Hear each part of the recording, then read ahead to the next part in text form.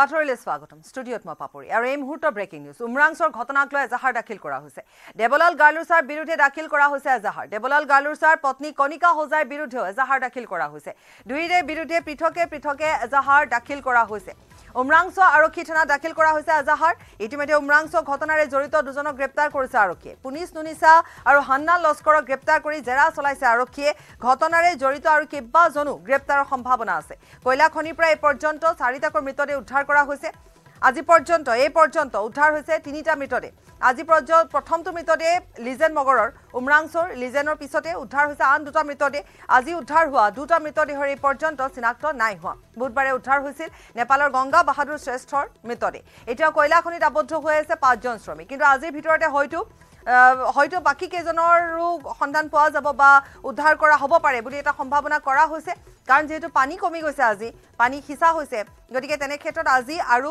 হয়তো উদ্ধাৰ হোৱাৰ সম্ভাৱনা আছে কিন্তু তাৰ মাজতে খবৰ হৈছে যে উমৰাংছৰ ঘটনাক লৈ ইতিমধ্যে এজাহাৰ দাখিল কৰা হৈছে দেৱলাল গাৰ্লুছা আৰু তেওঁৰ পত্নীৰ বিৰুদ্ধে এজাহাৰ দাখিল কৰিছে উমৰাংছ আৰক্ষী থানাত এজাহাৰ দাখিল কৰা হৈছে এই ঘটনাৰ পিছতে প্ৰশ্ন উত্থাপন হৈছিল দেৱলাল গাৰ্লুছাৰ বিৰুদ্ধে অভিযোগ উত্থাপিত হৈছিল এই অবৈধ কয়লা খনিক লৈ কিন্তু অৱশ্যে মুখ্যমন্ত্ৰীগৰাকীয়ে ইতিমধ্যে সেই সন্দৰ্ভত তেওঁ প্ৰতিক্ৰিয়া ব্যক্ত কৰি কৈছে দেৱলাল গাৰ্লুছাৰ নাম তদন্তত কতোৱেই নাই গতিকে তেওঁৰ সেই কথাখিনি ইতিমধ্যে আমি শুনাইছো আকৌ এবাৰ শুনাম কিন্তু তাৰ উপৰিও এই মুহূৰ্তৰ খবৰ হৈছে যে যেহেতু এজাহাৰ দাখিল কৰা হৈছে গতিকে আৰক্ষীয়ে তদন্ত আৰম্ভ কৰিব বাকি যি দুজন তাত থকা পৰিচালক আছিল আটাই দুইজনকে ইতিমধ্যে গ্ৰেপ্তাৰ কৰিবলৈ সক্ষম হৈছে আৰক্ষীয়ে তাৎক্ষণিকভাৱে এজনে পলায়ন কৰিছিল পাছত গ্ৰেপ্তাৰ কৰা হয় এজনক তাৎক্ষণিকভাৱে গ্ৰেপ্তাৰ কৰা হয় প্ৰশ্ন তেতিয়া বহুতো উত্থাপন হৈছিল যে এইটো এটা এই যিটো কয়লা খনি এইটো পৰিত্যক্ত কয়লা খনি গতিকে তাত শ্ৰমিকসকলক কাম কৰিবলৈ কোনে নিয়োজিত কৰিছিল কয়লা খনিটো কাৰ আছিল আৰু নিয়োজিত কৰা লোকজনে জানিছিল নে নাজানিছিল যে কি কাৰণত পৰিত্যক্ত হৈ আছে কাৰণ 12 বছৰ ধৰি পৰিত্যক্ত হৈ আছিল এই খনিটো এই গোটেই কথাখিনিৰ পিছত আজিৰ দিনটোৰ কথা হৈছে এই কিদিনৰ অভিযানৰ অন্তত আজি হৈতে মুঠৰ ওপৰত 4টাকৈ মৃতদেহ উদ্ধাৰ কৰা হৈছে এই সন্দৰ্ভত আমাৰ আৰু অধিক খবৰ আছে আমি আগবঢ়াই ল'ম 3টাকৈ মৃতদেহ উদ্ধাৰ কৰা হৈছে তাৰ ভিতৰত এজন শ্ৰমিকৰ উদ্ধাৰ হৈছে পৰিচয় আন 2টা মৃতদেহৰ পৰিচয় কিন্তু এই মুহূৰ্তলৈকে উদ্ধাৰ হোৱা নাই পোনে পোনে মই দৃশ্যাংশ দেখুৱাই ল'ম সেইসকল জোৱানক যিসকল জোৱানে যোৱা বিগত 6টা দিন ধৰি তেওঁলোকে অহৰহভাৱে সেই যিটো বিশেষ 320 ফুট দৈৰ্ঘ্যৰ সেই বিশেষ যিটো কুৱা সদৃশ কয়লা খনি তাত তেওঁলোকে নামি অহৰহভাৱে তেওঁলোকে অভিযান চলাই আছিলে মই সেইজন অসমীয়া যুৱকে পাইছোঁ যিজনে অসমীয়া যুৱকে ইণ্ডিয়ান আৰ্মিক ইয়াত থাকি তেওঁ বৰ্তমান নেতৃত্ব প্ৰদান কৰি আছে গ'ল দুবাৰ 2টা মৃতদেহ পালে আপোনালোকে এই মুহূৰ্তলৈকে কেনেকুৱা চলিছে অপাৰেশ্যন ভিতৰত কি দেখিছে আৰু পানী সাংঘাতিকভাৱে কমিছে হয় পানী যথেষ্ট কমিছে আছে এতিয়াও কমচে কম 20 মিটাৰ লগভগ পানী আছে মেনত মই আপোনালোকক কৈছোঁ এইটো টিম ৱৰ্কত আমি হামেশা কাম কৰিছোঁ মেনত কৰিছোঁ আমি যথেষ্ট মেহনত হৈছে আমাৰ আৰু যিমান হয় আৰু কষ্ট কৰি যাম মেহনত কৰি যাম আৰু বডি জীৱিত অৱস্থাত হয়তো ডাউট আছে কিন্তু তথাপিতো আমি বহুত চেষ্টা কৰিছোঁ আৰু ডাউট মানে ভিতৰত কি সন্দেহ কৰিছে আৰু ভিতৰতে ওলাব নিশ্চয় ওলাব বুলি আশাবাদী আমি আশা কৰিছোঁ নিশ্চয় আমি ওলাব বুলি ভাবিছোঁ আৰু কিমান ফুট মান আপোনালোকে তললৈ যাবলগীয়া হ'ল প্ৰথমটো মৃতদেহ ওলাওঁতে প্ৰায় 25 ফুট মান গৈছিলে পানীৰ পৰা 25 ফুট তললৈ নামি গৈছিলে আৰু এই মৃতদেহটোৰ ডিষ্টেঞ্চটো কিমান আছে এই মিটাৰটো কমচে কম আমি 3 মিটাৰ 4 মিটাৰ মানত পাইপ এইটো তেনেকৈ সেই পাইপ যথেষ্ট আপোনালোকে দেখিছে যথেষ্ট ধৰণৰ পাইপ তলত দিয়া তললৈ পঠিওৱা হৈছে আৰু সেই পাইপত ফচি আছিলে এইটো মিটাৰদেহ মই দেখুৱাইছোঁ সেই বিশেষ ইণ্ডিয়ান আৰ্মিৰ জোৱানকেইজনক যিকেইজন জোৱানে অতি কষ্টৰে তেওঁলোকে যোৱা 6টা দিন ধৰি পিঠিত অক্সিজেন চিলিণ্ডাৰ মাস্ক লৈ তেওঁলোকে গুহাৰ ভিতৰত প্ৰৱেশ কৰিছে আৰু চেনিটাইজ কৰিছে আৰু যাব তেওঁলোক कैसे चल रहा है सर ऑपरेशन बहुत ज़ोरों से चल रहा है 5 पंप लगे हुए हैं और काफ़ी मात्रा में पानी कम हो गया है डेड बॉडी भी ऊपर आने की कोशिश कर रहे हैं लेकिन पाइपों का जाल होने की वजह से पाइपों में और रोप में फंस रही है और पानी भी कम हो रहा है हाल कथा खूब अच्छा खबर है सर कि लगातार आज 3 दिन में मतलब आज 3 नंबर है डेड बॉडी कैसा एक्सपीरियंस है अंदर डिकम्पोज होने की वजह से जो स्मेल पोर्शन है वो स्मेलिंग ज़्यादा हो रखी है बॉडी डिकम्पोज हो गई है पूरी गल चुकी है उसकी जो स्किन है वो पूरी उतर रही है जिसकी वजह से स्मेल हो रखी है दूसरा जो सक्शन की वजह से आ रहा है बेसिकली जो बॉडी बाहर आ रहा है वो कहीं ना कहीं स्टक हो जा रहा है क्योंकि आपके नीचे बहुत सारी आप देख रहे होंगे वायरिंग एंड बोरिंग नीचे गई हुई है उनमें वो स्टक हो जा रहा है उसकी वजह से फिर उसको नीचे जाके हमें निकालना पड़ रहा है निकालना का भी चांसेस है बॉडी निकलने के हाँ जैसे जैसे अभी सक्शन मतलब पानी को आउट करते रहेंगे सक्शन की वजह से आउटलेट करते रहेंगे वो निकलता रहेगा उसकी वजह से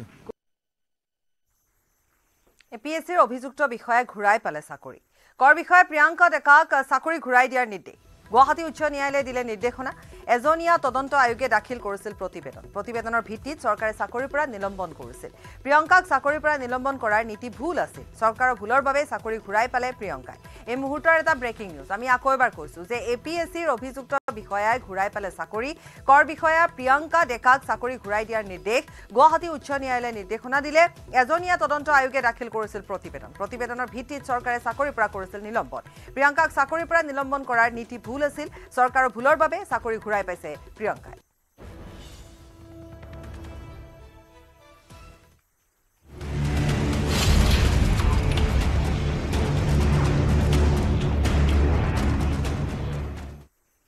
ঢেকিয়াজুলি ১ নং বসা শিমলুত বাঘৰ আতংক বাঘৰ আক্ৰমণত আহত হৈছে এগৰাকী মহিলা পাকঘৰত কাম কৰি থাকোতে মহিলাক বাঘৰ আক্ৰমণত আহত মহিলাগৰাকীক টিএমচিএইচত ভৰ্তি বাঘটো ওৰাং ৰাষ্ট্ৰীয় উদ্যানৰ পৰা ওলাই অহাৰ সন্দেহ প্ৰকাশ কৰা হৈছে অঞ্চলটোত উপস্থিত হৈছে বনকৰ্মীৰ দল ঢেকিয়াজুলি ওৰাঙৰ বনকৰ্মীয়ে অঞ্চলটোত পহৰা দিছে মাকৈ খেতিৰ মাজত অৱস্থান গ্ৰহণ কৰিছে বাঘটোৱে জনাঞ্চলত বাঘৰ মুক্ত বিচৰণক লৈ আতংকিত হৈ পৰিছে ৰাইজ ওৰাঙত বাঘটো ওৰাং ৰাষ্ট্ৰীয় উদ্যানৰ পৰা ওলাই আহিছে টিএমচিএইচত এগৰাকী মহিলা চিকিৎসাধীন অৱস্থাত আছে ঢেকিয়াজুলিত এই ঘটনা বাঘৰ সন্ত্ৰাস বাঘৰ আক্ৰমণত এগৰাকী মহিলা আহত হৈছে অঞ্চলটোত এতিয়া বনকৰ্মীয়ে পহৰা দিছে ওৰাঙৰ পৰা ওলাই অহা বুলি সন্দেহ প্ৰকাশ কৰা হৈছে বাঘটোক আৰু এতিয়া ৰাজ্যৰ বিভিন্ন প্ৰান্ততে আমি যদি চাওঁ তেতিয়াহ'লে বাঘৰ আতংকই দেখা দিছে কিছুদিন পূৰ্বে গুৱাহাটী মহানগৰীতো নাহৰ ফুটুকিৰ আতংক আছিলে নগাঁৱত নাহৰ ফুটুকিৰ আতংক তাৰ ঠিক কলিয়াবৰত বাঘ আছে তাৰ উপৰি এতিয়া ঢেকিয়াজুলিতো বাঘৰ আতংক এগৰাকী মহিলাক আক্ৰমণ কৰিছে বাঘে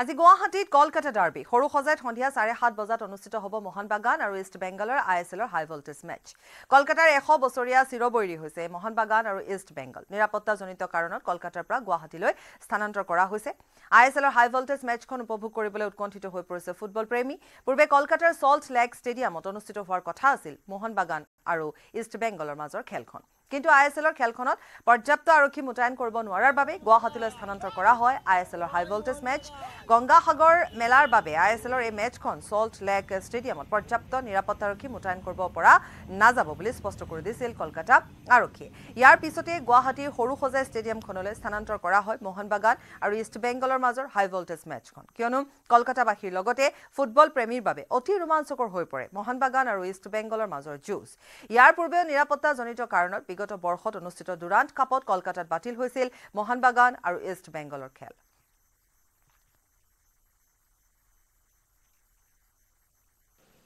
সৰু সজাই ষ্টেডিয়ামত আজি সন্ধিয়া 7 বজাত অনুষ্ঠিত হ'ব এখন হাই ভল্টেজ ফুটবল খেল আৰু এই আইএছএল ফুটবল খেলখনৰ বাবে সকলোৱে অধীৰ আগ্ৰহেৰে অপেক্ষা হৈ আছে বিশেষকৈ যদিও এই খেলখন পশ্চিমবংগত অনুষ্ঠিত হোৱাৰ কথা আছিলে কলিকতাত অনুষ্ঠিত হোৱাৰ কথা আছিলে সিকিউৰিটি লেবছ অৰ্থাৎ তাত সুৰক্ষাৰ ব্যৱস্থাৰ কিছু সামকতাৱে তাৰ পৰিৱৰ্তে গুৱাহাটী মহানগৰীৰ সৰু সজাই ষ্টেডিয়ামলৈকে সেই খেলখন শিফ্ট কৰা হৈছে আৰু ইয়াতে এক প্ৰকাৰ ক'ব পাৰি যে 1920 নে 1889 দুটা দল বিশেষকৈ 1920 চনতে স্থাপন হৈছিলে ইষ্ট বেংগল আৰু সমান্তৰালভাৱে মোহন বাগান স্থাপন হৈছিলে 1889 চনত আৰু এই দুটা দলৰ চিৰবৈৰী বুলি কোৱা হয় ভাৰতৰ অতিকৈ পুৰণি দল দুয়োটা দলৰ মাজতে যিসকলে জানে যিসকল ক্ৰীড়াপ্ৰেমী আছে সকলোৱে জ্ঞাত যে মোহন বাগান হওক বা আৰু যিধৰণৰ ইষ্ট বেংগলৰ মাজত যি তয়াময়া যুঁজ চিৰবৈৰী একেখন ৰাজ্যৰে হয় কিন্তু দুয়োটা দলে চিৰবৈৰী এছিয়াৰ ভিতৰত সৰ্বতকৈ পুৰণি এইখন খেল আৰু এই খেলৰ বাবে অধীৰ আগ্ৰহেৰে সকলো সাজোৱা পৰিলক্ষিত হৈছিলে এই মুহূৰ্তত দেখুৱাইছে সতীৰ্থই যে যিসকল ব্যৱসায়ী আছে তেখেতসকলে ইয়াতে বিক্ৰীৰ বাবে দুয়োটা দলৰে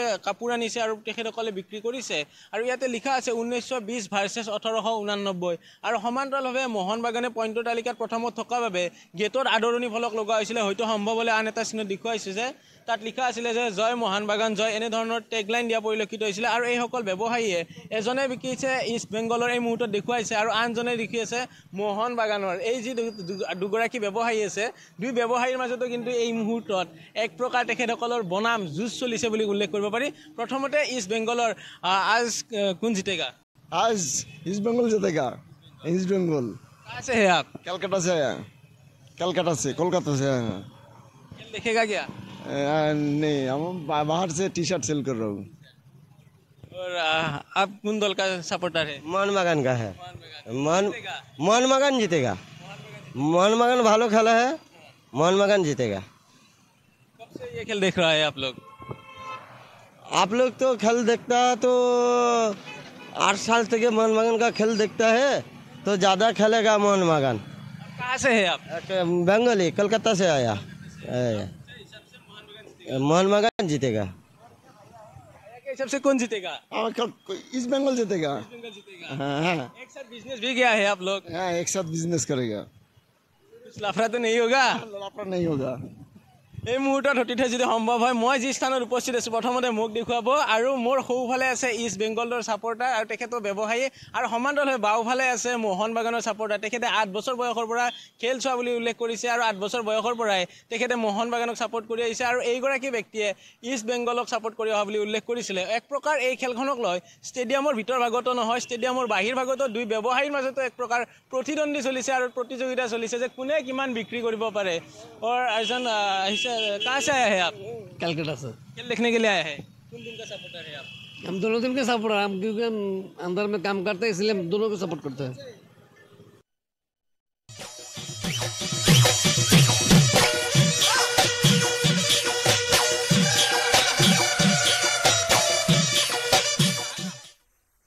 হেঁপাহৰ ভোগালী বিহুলে মাজত মাথো আৰু 2টা দিন আছে। ৰাজ্য প্ৰান্তে প্ৰান্তে ভোগালীক আদৰাৰ ব্যাপক প্ৰস্তুতি চলিছে। ধেমাজিতো ভেলাঘৰ নিৰ্মাণৰ অঘোষিত প্ৰতিযোগিতা। ধেমাজি লক্ষীপথাৰ বালিচাপৰি গাঁও ৰাইজে উৰুকাৰ নিশা একেলগে এসাঁজ খাবলৈ ৰংঘৰৰ আৰ্হিত নিৰ্মাণ কৰি উলিয়াইছে ভেলাঘৰ। আহোমৰ ঐতিহাসিক কীৰ্তিচিহ্ন ৰংঘৰৰ আৰ্হিত আটকধুনীয়াকৈ গাঁৱৰ ৰাইজে সাজিছে ভেলাঘৰ। গাঁৱৰ ডেকাসকলক সহায় কৰিছে গাঁৱৰ জীয়ৰী বোৱাৰী জ্যেষ্ঠই। উৰুকাৰ নিশা হাঁহে মাহে খাবলৈ সাজু হৈছে বালিচাপৰিবাসী।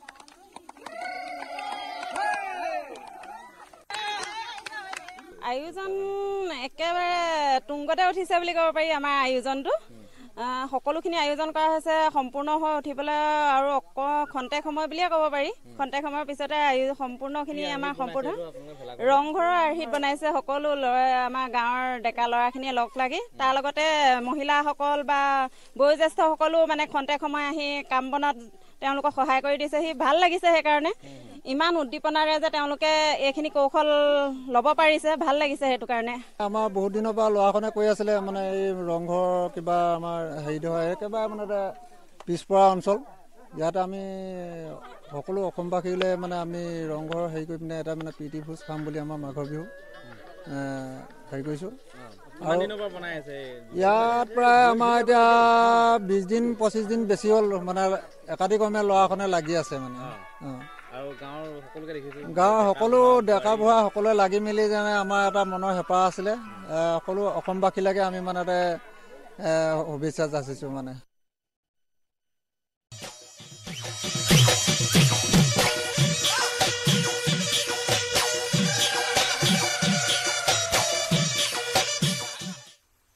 পদূলিমুখত অসমীয়াৰ হেঁপাহৰ ভোগালী বিহু উজনিৰ পৰা নামনিলৈ ভেলাঘৰ নিৰ্মাণৰ অঘোষিত প্ৰতিযোগিতা। ওদালগুৰি জিলাৰ চেঙাপাৰাত এবাৰ টাইটানিকৰ আৰ্হিত সাজি উলিয়াইছে ভেলাঘৰ। উৰুকাৰ নিশা ভেলাঘৰৰ বাকৰিত হাঁহে মাহে এসাঁজ খাবলৈ সাজু হৈছে চেঙাপাৰা গাঁওবাসী। ভিজুৱেলছ দেখুৱাইছোঁ, দৃশ্য দেখুৱাইছোঁ। এয়া সকলো সাজু হৈছে এনেধৰণে লগে ভাগে এসাঁজ খাবলৈ। সন্মুখত অসমীয়াৰ বাপুতি সাহোন ভোগালী বিহু আৰু ভোগালী বিহুক লৈ চলিছে ভেলাঘৰ নিৰ্মাণৰ অঘোষিত প্ৰতিযোগিতা। এই দৃশ্য হৈছে ওদালগুৰি জিলাৰ চেঙাপাৰাৰ আৰু চেঙাপাৰাত এইদৰে এখন টাইটানিকৰ আৰ্হিত এটি ভেলাঘৰ নিৰ্মাণ কৰিছে আৰু লগতে তেওঁলোকে এখন চেলফি জোন প্ৰস্তুত কৰিছে। এক চেলফি জোন এতিয়া আভিজাত্যৰ প্ৰতীকৰ দৰে হৈছে। সকলোতেই চেলফি জোন নহ'লে যেন নহ'ব। এতিয়া ভেলাঘৰটো চেলফি জোন এইদৰে উজ্বলি আছে যে উঠিছে মোৰ কেমেৰা সহযোগে দেখুৱাইছে। এয়ে হৈছে ভোগালীৰ উৎসাহ। এইদৰে আচলতে সকলো লোকে আচলতে এইদৰে এই ভেলাঘৰত তেওঁলোকে লগে ভাগে হাঁহে মাহে পৰিয়ালৰ সৈতে এসাঁজ খাব আৰু তাক লৈ এইদৰে আচলতে বিশ্ববিখ্যাত এই টাইটানিকৰ আৰ্হিত এইখন ভেলাঘৰ তেওঁলোকে এইটোত ভেলাঘৰ তৈয়াৰ কৰিছে আৰু লগত অসমীয়াৰ স্বাভিমান গামোচাখন আঁৰি থৈছে। আৰু এটা কথা ক'ব লাগিব যে এইসকল যুৱকেই আচলতে এইসকল যুৱকৰ লগতে এই স্থানীয় যিসকল গাঁৱৰ লোক আছে তেওঁলোকে আচলতে ভেলাঘৰত তেওঁলোকে খানা খাব। মই কিছু তেওঁলোকৰ যি আইতা আছে যি হ'ল জ্যেষ্ঠ লোক আছে তেওঁলোকৰ পৰা মই পোনে পোনে জানিবলৈ চেষ্টা কৰিম। আচলতে এই ভেলাঘৰত তেওঁলোকে খানা খানা ভেলাঘৰত ভোজ খাবা নাই? খাম। কিহেৰে খাবা? মাংস। কি মাংস? গাহৰি থাকিব নে খাচী? খাচী থাকিব। আইতা খানা খাব নাই ভেলাঘৰত? খাব লাগিব আৰু কি হেৰি খাব? ঘৰত খানাত কি আছে? কি থাকিব? মাছ থাকে মাংস থাকে। কি মাংস থাকে? গাহৰিও আনে ব্ৰইলাৰ আনে। আপুনি কোনটো মাংস খাই বেছি ভাল পায়? মই নাখাওঁ। আপুনি নাখায়? কি মাংস থাকিব ঘৰত? মাংস থাকিব, হাঁহ থাকিব, মুৰ্গী থাকিব, খাহী মাংস থাকিব, গাহৰি থাকিব। গাহৰি খাই নে নাখায়? গাহৰি খাওঁ। আৰু এগৰাকী আছে আপোনাৰ ঘৰত পিঠা পনা বনাইছে? বনাওঁ। কি পিঠা বনাব? এই চুঙা পিঠা, শুকনা পিঠা, লাৰু সকলোকে বনাওঁ। ভেলাঘৰত ভোজ খাব নাই? মালপোৱা ভোজ খাব লাগিব। মই কৈছোঁ যিসকল যুৱক আছে তেওঁলোকৰ পৰা মই পোনে পোনে জানিবলৈ চেষ্টা কৰিম। এটা কথা ক'ব লাগে, এই সকলো লোকেই আচলতে ভেলাঘৰত এইদৰে তেওঁলোকে খানা খাব। আৰু এটা কথা, এই পৰিয়ালৰ সৈতে তেওঁলোকে খানা খাব আৰু এটা হাঁহে মাহে আচলতে খাব। এইসকল যুৱকে আচলতে প্ৰচেষ্টাত এইখন টাইটানিকৰ আৰ্হিত তেওঁলোকে আচলতে এইটো ভেলাঘৰ তৈয়াৰ কৰিছে।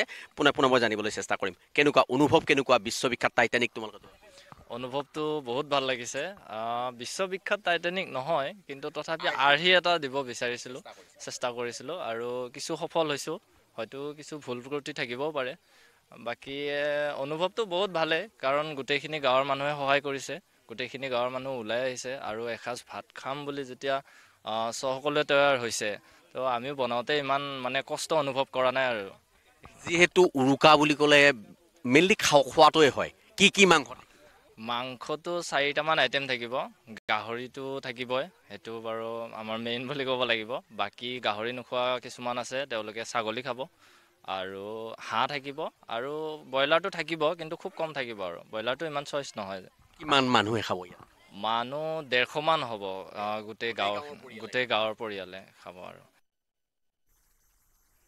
কংক্ৰিটৰ মহানগৰীত ভোগালীৰ আনন্দ পুৰবী ডেইৰীয়ে উদযাপন কৰিলে প্ৰাগ ভোগালী। পুৰবী ডেইৰীৰ কাৰ্যালয় চৌহদত মেজি জ্বলাই প্ৰাগ ভোগালী উদযাপন কৰিলে কৰ্মচাৰীসকলে। প্ৰাগ ভোগালী উদযাপন কৰি শিলচৰৰ পুৰবী কেন্দ্ৰ মুকলি কৰাৰ ঘোষণাও কৰিলে কৰ্তৃপক্ষই।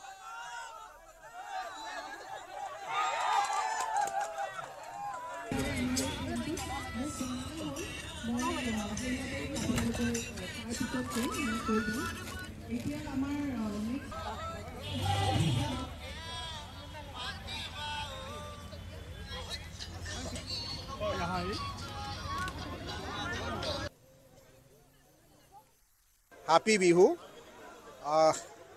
आज जो बिहू फेस्टिवल में हम ये बोलना चाहते हैं कि जो पूरबी डेयरी का जो सफ़र है, ये जनरली हमारा जो प्रोक्योरमेंट 1000 लीटर में था, तब से हम शुरू किए हैं। उस टाइम में सेल भी हमारा 1400-1500 लीटर था है, तब से हमारा सफ़र शुरू हुआ है। आज हम जो 1000 लीटर प्रोक्योरमेंट शुरू करके हम आज 1 लाख प्रोक्योरमेंट में पहुँच गए, मोर देन 1 लाख पे पहुँच गए हैं। और हमारा जो सेल 1200 लीटर था, हम 1,20,000 30,000 लीटर में पहुँच गए हैं। हमारे जो किसान फार्मर हमारे साथ थे उस टाइम हमारे 3-4 हज़ार किसान फार्मर हमारे साथ जुड़े थे। आज हमारे साथ 40,000 किसान फार्मर जुड़ गए हैं।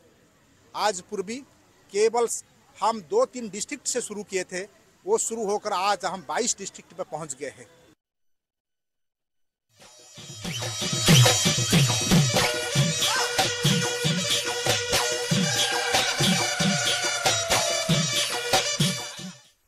নুনমাটিৰ অসম জাতীয় বিদ্যালয়ত প্ৰাগ ভোগালী অনুষ্ঠানৰ আয়োজন কৰা হৈছে। মহানগৰী মাজমজিয়াত কণ কণ শিক্ষাৰ্থীসকলক ভোগালীৰ মেজিৰ পৰম্পৰা চিনাকি কৰাই দিয়াৰ বাবে বিদ্যালয়খনে প্ৰতি বছৰে প্ৰাগ ভোগালী অনুষ্ঠানৰ আয়োজন কৰি আহিছে।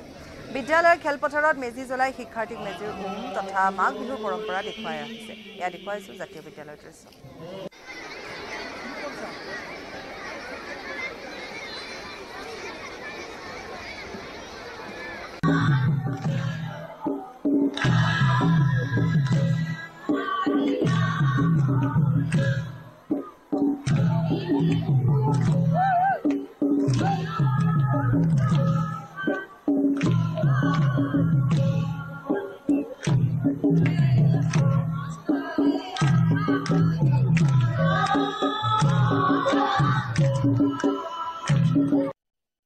আমাৰ গাঁৱত আগতে যেনেকুৱা ভোগালী বিহুৰ যি পৰম্পৰা, যি সুন্দৰ ৰীতি নীতি প্ৰচলন আছিল, সেইসমূহ আমাৰ নগৰত যিসকল শিক্ষাৰ্থী থাকে তেওঁলোকে সাধাৰণতে দেখাৰ সৌভাগ্য নহয়। কিছু সংখ্যকে ভোগালী বিহুৰ বন্ধত ঘৰলৈ যায়, গাঁৱলৈ যায়, তাত তেওঁলোকে দেখে, কিন্তু বহুতৰে সেই সুবিধাটো নাথাকে। গতিকে আমাৰ অসমীয়া যি কৃষ্টি সংস্কৃতি এই সকলোবিলাকৰ লগত আমাৰ ছাত্ৰ ছাত্ৰীসকলক চিনাকি কৰি দিয়াৰ কাৰণে আমি চেষ্টা কৰোঁ। ঠিক সেইদৰে ভোগালী বিহুৰ যি ৰীতি নীতি পৰম্পৰা সেইসমূহ যিখিনি পৰা যায় আমাৰ বিদ্যালয়ৰ এই সীমিত সুবিধাৰ মাজত আমি ল'ৰা ছোৱালীক সেইখিনিৰ লগত চিনাকি কৰাই দিয়াৰ কাৰণে আমি ইচ্ছা কৰোঁ আৰু সেইটো খুব দৰকাৰী কাম বুলি ভাবোঁ। এতিয়া নতুন সৰু সৰু ল'ৰা ছোৱালীবিলাকে জানিব লাগে ভোগালী বিহু কি, তাত কি কৰা হয়, কিয় উদযাপন কৰা হয়, এই কথাবিলাক তেওঁলোকে জনাটো খুব জৰুৰী আৰু সেইকাৰণে আমি প্ৰতি বছৰেই এই ভোগালী চৰা উদযাপন কৰি আহিছোঁ বিজুৰী। এইটো প্ৰতীকী ৰূপত এনেই অহা মঙলবাৰে আচলতে বিহুৰ মেজি জ্বলোৱা হ'ব, কিন্তু আমাৰ এয়া প্ৰতীকী ৰূপত আমাৰ ল'ৰা ছোৱালীবিলাকক সেই কথাটো দেখুওৱাৰ কাৰণে আমি আজিয়েই ভোগালী চৰা নাম দি পেলাই আমি বিহু উদযাপন কৰিছোঁ। আৰু এনেধৰণে এতিয়া সকলো ব্যস্ত হৈ পৰিছে, কাৰণ মাজত মাথো আৰু এটা দিন আছে। গতিকে ভোগৰ সামগ্ৰীৰে উভৈনদী হৈ পৰিছে বজাৰসমূহ। গহপুৰৰ দাঁতকলা সাপ্তাহিক বজাৰৰ বিহুৰ বাবে চিৰা, পিঠা, গুড়, তিল, বিবিধ আলুৰে বজাৰ ভৰি পৰিছে। প্ৰতি কিলো চিৰা 50 টকা, তিল 150 টকা, মিঠা আলু 50 টকা। তেনেদৰত এতিয়া বজাৰত ভিৰ কৰিছে সামগ্ৰী। ভোগৰ সামগ্ৰীয়ে এতিয়া ভোগালীৰ বজাৰসমূহ ভৰি পৰা দেখা গৈছে। বিবিধ চিৰা, পিঠা, তাৰ সমান্তৰালকৈ গৰিয়া আলু, কাঠ আলু সকলো উভৈনদী হৈ পৰিছে গহপুৰৰ দাঁতকলা সাপ্তাহিক বজাৰত। মোৰ সহযোগী এই মুহূৰ্তত দেখাব বহু লোকৰ সমাগম ঘটিছে বজাৰলৈ। আৰু যিহেতু এতিয়া বিহুৰ বজাৰ, আৰু বিহুৰ বজাৰ বুলি ক'লেই লোকাৰণ্য হৈ পৰে। আৰু ইয়াত গুড়, চিৰা, মুড়ি, তাৰ সমান্তৰালকৈ গৰিয়া আলু, কাঠ আলু, মোৱা আলু, বিহুত প্ৰয়োজনীয় সকলোবিলাক সামগ্ৰী এতিয়া উপচি পৰিছে বজাৰত। গ্ৰাহক পাইছোঁ। কি ক্ৰয় কৰিছে দাদা? আমি গুড় লৈছোঁ 1 কেজি, দামটো অলপ বেছি কৈছে, 70 টকা কৈছে। তেওঁতো বিহুত খাবই লাগিব, লৈছোঁ আৰু 1 কেজি। বিহুৰ বজাৰ যিহেতু বিহু বজাৰত চিৰা 1 কেজি লৈছোঁ, মুড়ি 1 কেজি লৈছোঁ আৰু গুড় 2 কেজি লৈছোঁ। এয়াই বিহু। উৰুকাৰ নিশা এইবাৰ আয়োজন কেনেকুৱা? উৰুকাৰ নিশা হাঁহ দুটামান আনিছোঁ, লগৰ ল'ৰা 2-4টা, ঘৰৰ গৃহস্থ সকলো মিলি খাম আৰু। নিশ্চয় এনেদৰে সকলো বজাৰলৈ আহিছে, যিহেতু ভোগালী বিহুৰ বাবে এতিয়া বজাৰত সামগ্ৰী উভৈনদী। আপোনালোকো আহিছে, কি কি ক্ৰয় কৰিছে বা কেনেকুৱা প্ৰস্তুতি? তিল, গুড়, গৰিয়া আলু, যিটো মিঠা আলু বুলি কওঁ, এইখিনি আমি ক্ৰয় কৰিবৰ কাৰণে বজাৰত উপস্থিত হৈছোঁ। আজি যথেষ্ট বজাৰত ভিৰ দেখা গৈছে। ভোগালী আদৰিবৰ কাৰণে মানুহ ইতিমধ্যে প্ৰস্তুতি কৰি হৈছে। গতিকে বিভিন্ন ধৰণৰ পিঠা পনা বনাবৰ কাৰণে মাজুলীৰ গুড় ইয়াত আমি সুলভ মূল্যত পাইছোঁ। গতিকে এই গুড় আমি ইতিমধ্যে ক্ৰয় কৰিছোঁ। গতিকে ভোগালী বিহুৰ উদ্দেশ্য কৰি সকলোলৈকে শুভকামনা জ্ঞাপন কৰিলোঁ আৰু সকলোকে নৱবছৰ, ইংৰাজী নৱবছৰৰ শুভেচ্ছা জ্ঞাপন কৰি আপোনালোকে এই বজাৰত এনেধৰণে ৰাইজৰ লগত সহযোগ কৰাৰ কাৰণে আপোনালোকক যথেষ্ট ধন্যবাদ জ্ঞাপন কৰিছোঁ। নিউজ 18ৰ সাংবাদিকসকলকো আমাৰ ফালৰ পৰা কৃতজ্ঞতা জ্ঞাপন কৰিছোঁ। নিশ্চয়। আৰু এনেদৰে আমি এতিয়া দাম জানিম কিমান কৈছে। চিৰা কেনেকৈ দাদা? 50 টকা। চিৰা 50, গুড় 70 টকা আৰু মুড়ি 60 টকা। কেনেকুৱা বিক্ৰী কেনেকুৱা হৈছে বিহুৰ বজাৰ বুলি? হৈছে অলপ চলপ হৈছে। নিশ্চয়। আনফালে আমি গৰিয়া আলু দেখিছোঁ, গৰিয়া আলু দেখাম। গৰিয়া আলু এনেদৰে উভৈনদী হৈ পৰিছে। মই আপোনাৰ ওচৰলৈ আহিছোঁ, গৰিয়া আলু চাই আছে? হয়, গৰিয়া আলু 50 টকা কেজি কৈছে। 50 টকা বেছি হৈছে নেকি দামটো? দামটো অলপ বেছি হৈছে আগতকৈ। তথাপিও বিহু বুলি ক'লে গৰিয়া আলু খোৱাটো আনন্দই সুকীয়া নহয়? ভাল লাগে গৰিয়া আলু, আৰু আমাৰ অসমীয়া এটা হেৰি। কি কি কিনিলা? আৰু বৰ্তমান কিনিবলৈ আহিছোঁহে। বিহু উৰুকাৰ নিশাৰ বাবে প্ৰস্তুতি কেনেকুৱা গাঁৱত? গাঁৱত আমাৰ হাঁহ আৰু খাচী এইবিলাক হেৰি কৰা হৈছে। আৰু ইয়াৰে সৈতে বাতৰিৰ পৰা বিদায় লৈছোঁ। নমস্কাৰ।